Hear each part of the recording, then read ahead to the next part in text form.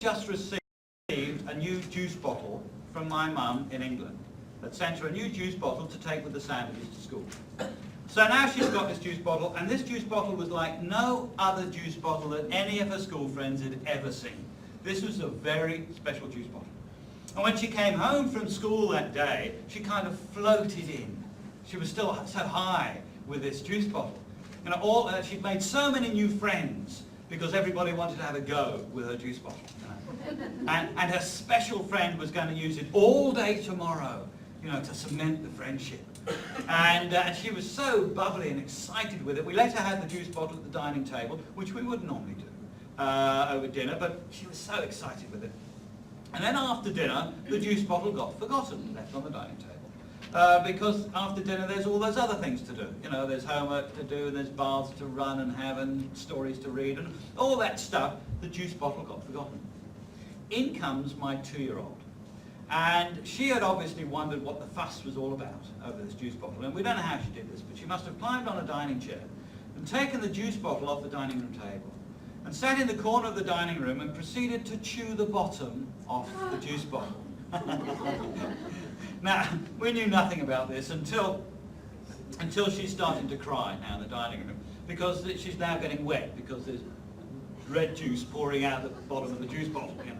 And she's not used to being wet up here. Other places, yes, but not here. So my wife and I go in, and my wife pacifies the baby, takes her away somewhere, and leaves Dad with this juice bottle.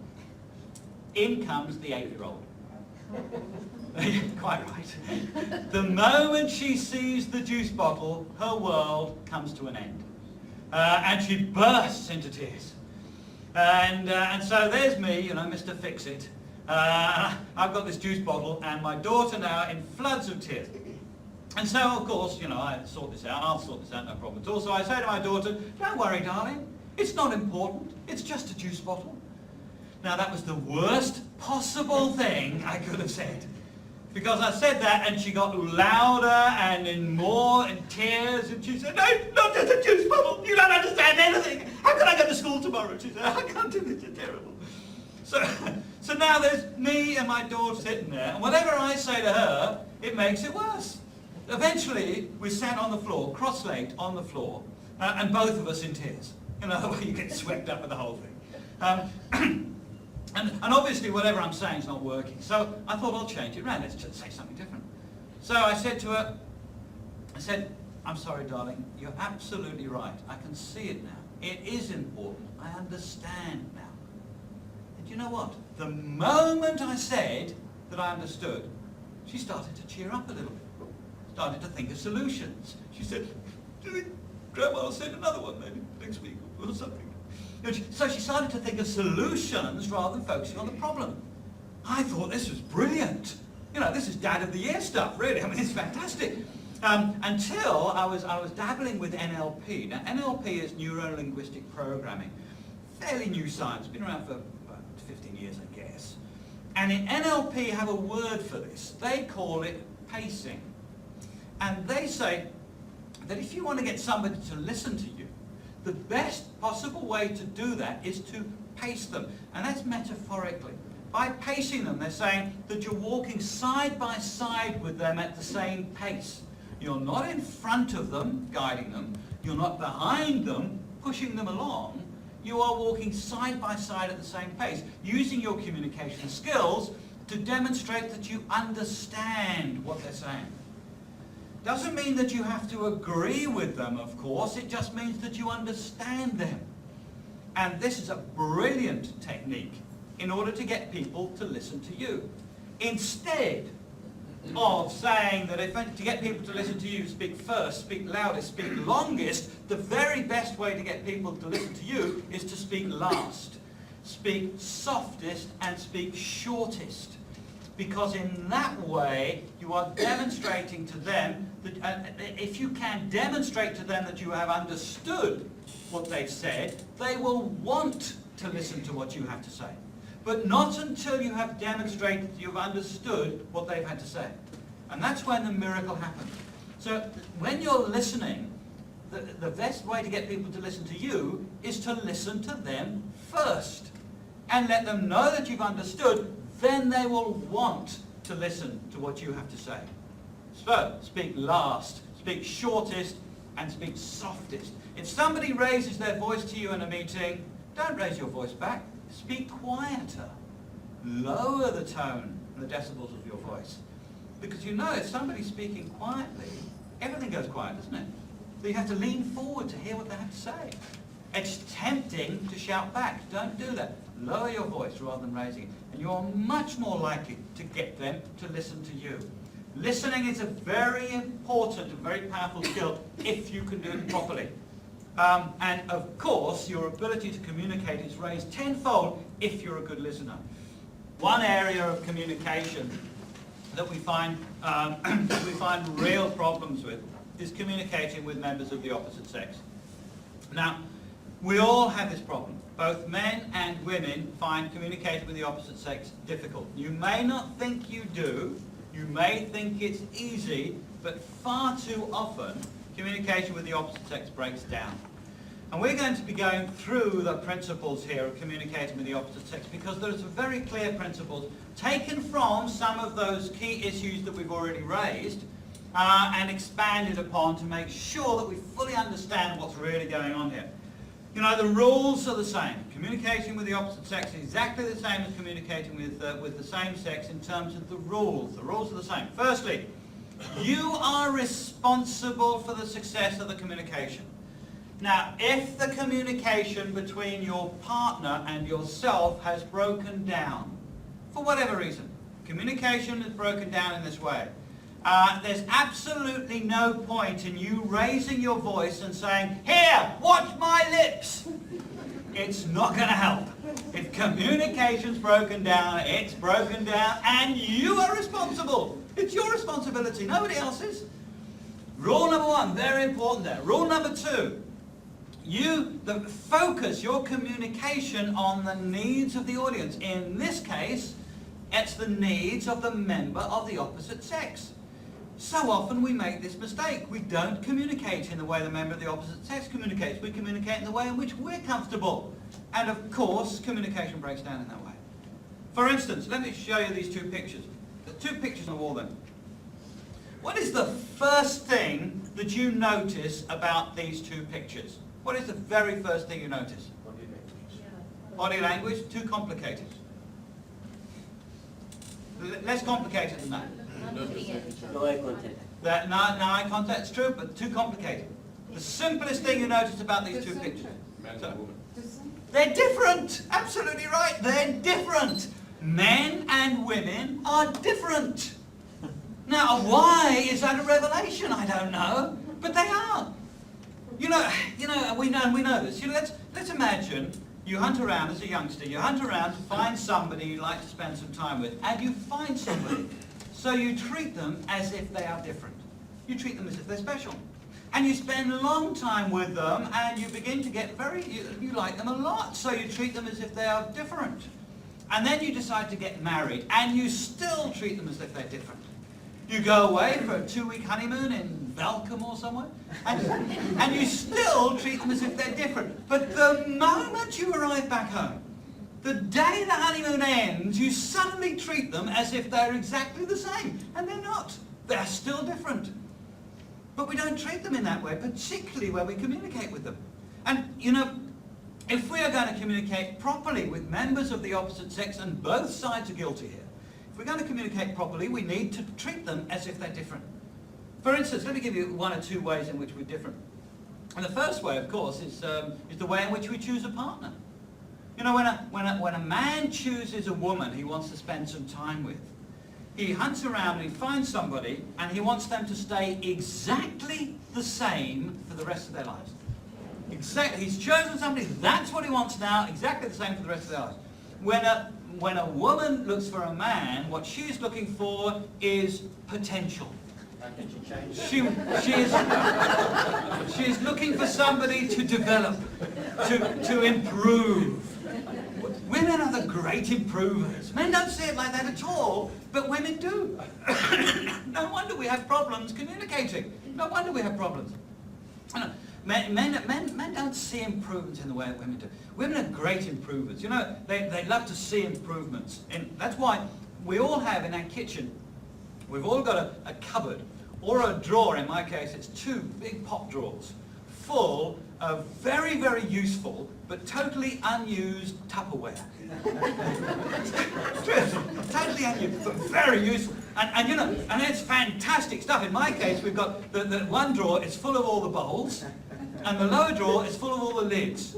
But we don't have one lid that fits a bowl in the top drawer.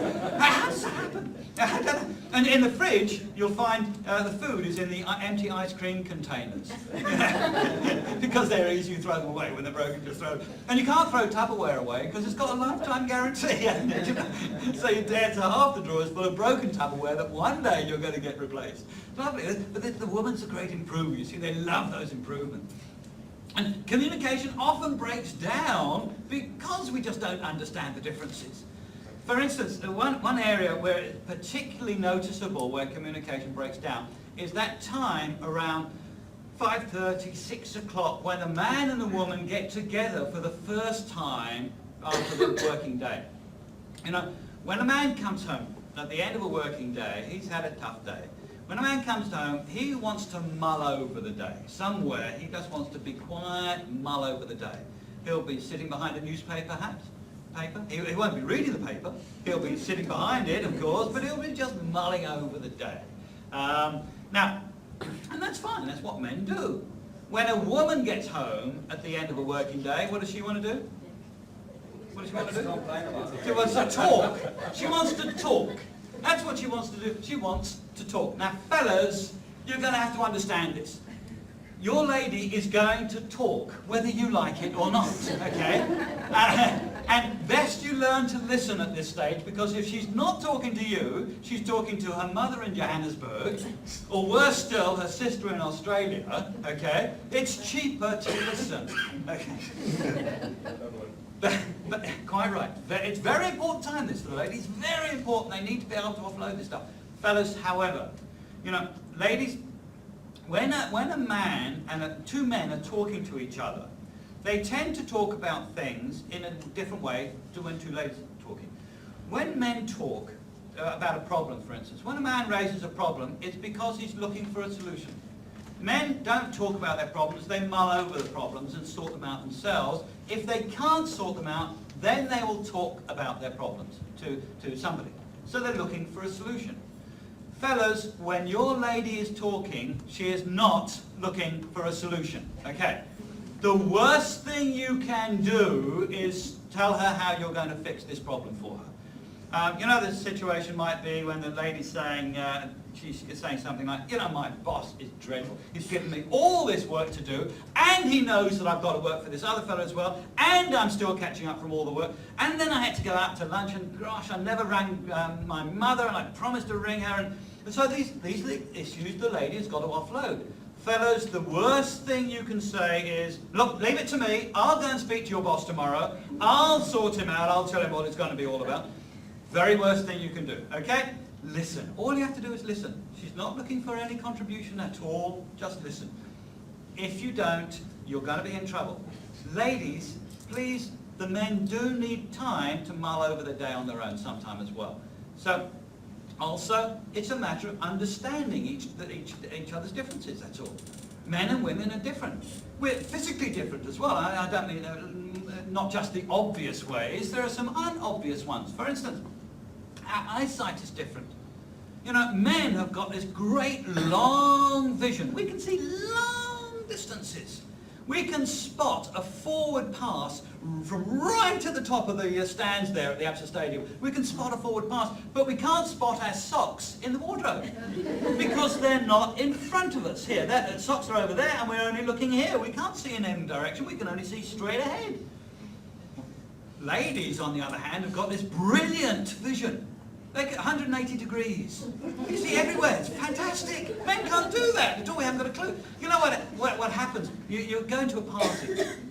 You go to a party And the man and a woman are walking side by side they arrive at the party, walking side by side. The man, he's got long, straight vision. He can see straight ahead, because that's where the bar is. Straight ahead over there. He can see the bar, no problem at all. The lady, she's picking up everything. Everything. So she's saying, nudging him and saying, look at that lady over there. What does she think she's wearing? So what does the man do? Well, he looks, of course. And then she says, don't look, don't look. But you told me to look. What am I supposed to do? He doesn't have this 180-degree vision. He hasn't got a clue. So he has to look. No wonder communication breaks down. No wonder. And then we got the other wonderful thing that women have got that men haven't got a clue, and that's multitasking. You know, women are brilliant at multitasking. Fellas, they don't understand we can't do this.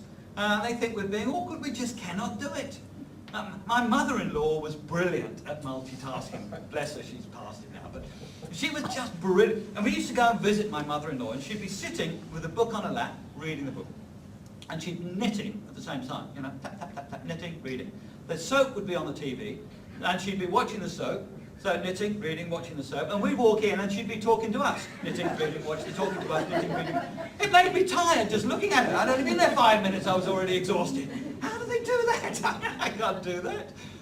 And what we used to do, Norman, her husband and I, what we used to do is we'd go into the garage and sit and stare at the workbench for an hour. You know? It was great. And you know, the one particular time where this shows up, this multitasking, which is brilliant, which men just haven't got a clue about, is about 4:30 and Saturday afternoons. Now, what are most South African, self-respecting South African men doing at 4:30 on a Saturday afternoon? Watching the rugby. Absolutely like we're watching the rugby. Ladies, there we are watching the rugby, okay? Now, you're sitting next to us because it's family time, you know, and we don't see very much of each other, so you're sitting next to us, but if we are watching the rugby, then we are watching the rugby, okay? We can't do this multitasking stuff. And if you're sitting next to us doing this, we can't hear you. We don't know what you're saying because we are watching the rugby. And then if we turn facing you, we are not watching the rugby any longer, and there better not be a try. Because, but the rugby organisers, they're brilliant here. You know what they've done? They've arranged, internationally, I think it's fantastic, they've arranged a 10-minute gap in the middle of the rugby. And that gap is specifically for us to turn to you and listen, okay? But 10 minutes is over, we've got to have to be watching the rugby again. No wonder communication breaks down. We're different. Men and women are different. And okay, there is a humorous side to all this, but there's a serious side too. So often communication breaks down because we expect that men and women are the same. We communicate with each other as if we were the same, and then we're surprised when that communication doesn't work.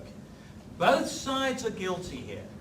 We need to understand that we are different, and in order for communication to work, we have to understand those differences.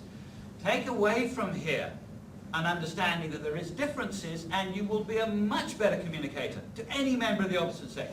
Particularly at home, but at work or wherever it is. Communication is vitally important. Until we get it right, we will fail at all sorts of different things in our lives. Finally, before I let you go, let's have a quick look at some of the things that we've been talking about here this afternoon. Firstly, you are responsible for the communication. If communication breaks down, it's your fault, nobody else's. When communication breaks down, it's your fault. You'll notice that the first 6 of these rules that we went through here today were one-way communication because of rule number 1. If you see communication as two-way, which of course it is, but if you see it like that, when communication breaks down, you tend to blame the other side of the communication. That's